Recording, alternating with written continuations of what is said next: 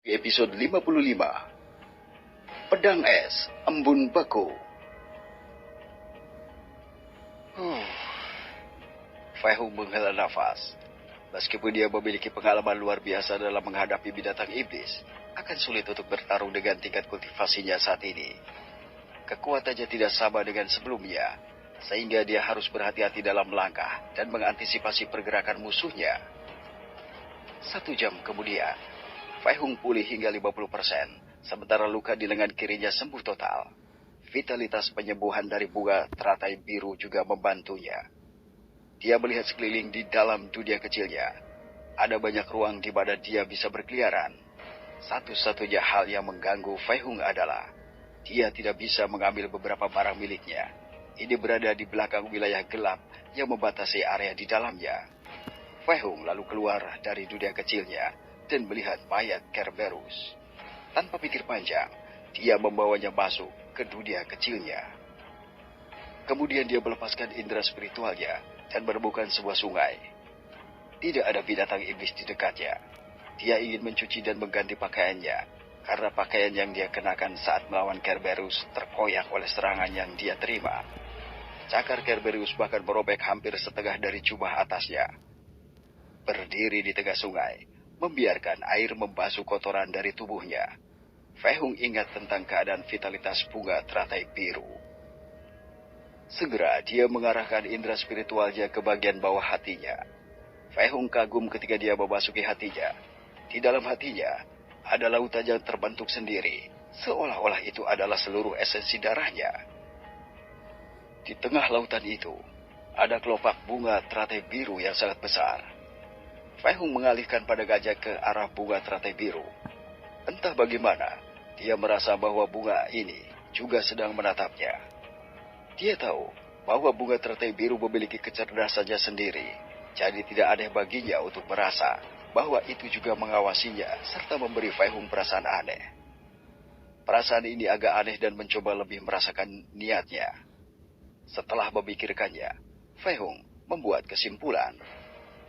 Tampaknya bunga teratai biru akan membantunya ketika dia terluka, tetapi itu tidak akan membantunya selamanya. Bunga teratai biru tidak ingin Fei Hung bergantung pada bantuannya selamanya. Bunga itu ingin Fei Hung terus bergantung pada dirinya sendiri. Fei Hung tersenyum pahit ketika dia memahami maksud dari bunga itu. Jadi dia tidak bisa menghindari perasaan sedikit kecewa. Tapi dia segera mencoba untuk tetap tenang. Dia sudah terbiasa tidak bergantung pada siapapun. Bunga teratai biru adalah hadiah ketika dia melepaskan keinginan tulusnya, dan itu bergema dengan jiwanya. Memungkinkan benih kelopak bunga yang mati di sebelah hatinya untuk hidup kembali. Setelah hampir 1 jam di dalam air, Fei Hung keluar dari dalam dan mengenakan jubah baru. Mengingat apa yang telah dilihatnya di dunia kecilnya, Fei Hung memasukkannya lagi. Dia masih tidak bisa mengakses sebagian besar barangnya. Mungkinkah jika aku mencoba memperluas ruang di dunia kecil ini, aku bisa menyingkirkan area yang gelap itu? Fei Hung bertanya-tanya saat dia melihat area yang sangat gelap yang membatasi langkahnya. Dia yakin bahwa saat kultivasinya terus maju, ruang ini akan berkembang lebih jauh. Tapi sekarang, dengan kultivasinya saat ini, tidak banyak ruang yang tersedia. Fei Hung merasakan ruang di sekitar dunia kecil. Dia memiliki tempat ini, sehingga dia bisa merasakan setiap sudut dunia kecilnya. Sebelumnya, dia telah mencoba mengakses barang-barangnya dengan energi jiwanya, tetapi ada penghalang yang mencegahnya melakukan itu. Fei Hung duduk di dekat penghalang gelap, di mana ada beberapa hal di dekatnya yang bisa dia ambil jika rencana yang dia putuskan berhasil. Fei Hung mencoba memperluas penghalang gelap di depannya dengan mendorong kekuatan lautan jiwanya dan kultivasinya. Perlahan, seseorang bisa merasakan penghalang bergerak menjauh di depan Fei Hung.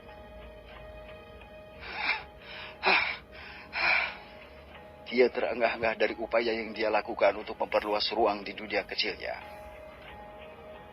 Sepertinya aku beruntung. Fei Hung mencatat bahwa ada beberapa cincin, kotak, dan wadah luar angkasa yang sekarang dapat dia akses. meskipun kristal dewa dan senjata dewa lainnya masih tidak dapat dia ambil. Senyum tak berdaya menyebar di wajahnya.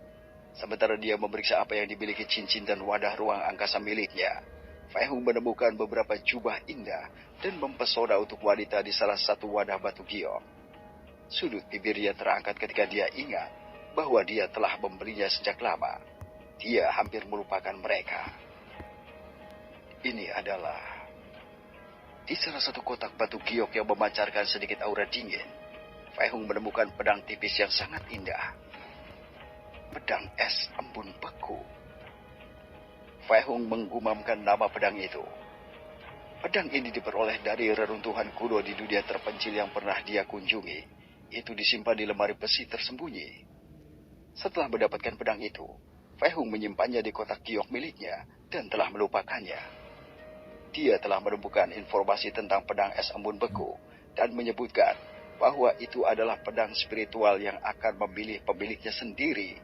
Pada waktunya, pedang spiritual itu akan tumbuh bersama dengan tuannya menjadi senjata dewa. Untuk melakukan itu, pemiliknya harus memperbaikinya untuk waktu yang lama dan menggabungkannya bersama menjadi satu dengan pedang. Dia hanyalah kultivator tingkat rendah pada saat dia menemukan pedang itu.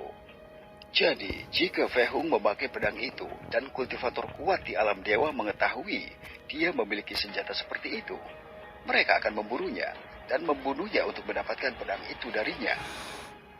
Sayang sekali itu adalah pedang yang ditujukan untuk seorang wanita. Oleh karena itu, tidak ada gunanya baginya.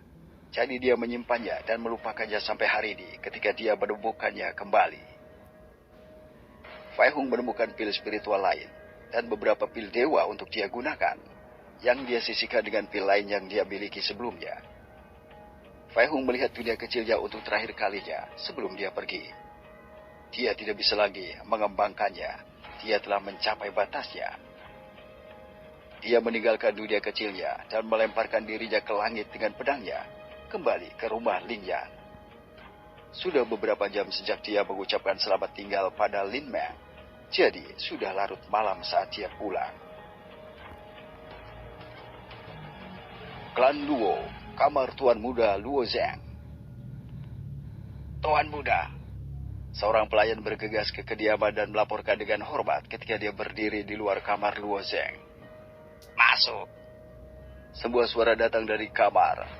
Pelayan itu masuk sambil berlutut di depan Luo Zhang yang sedang duduk sambil memakan sesuatu.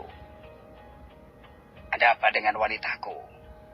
Sebuah suara datar keluar dari mulut Luo Zhang. Luo Zhang sampai saat ini masih putus asa mengejar cinta Lin Meng. Oleh karena itu, dia telah menempatkan beberapa bawahannya untuk mengikuti setiap kepergiannya dengan cermat dan memberitahu dia tentang gerakannya. Jika Lin Meng pergi bertemu dengan orang lain, mereka harus memberitahunya. Dia akan menyingkirkan pria manapun yang mencoba mendekati Lin Meng.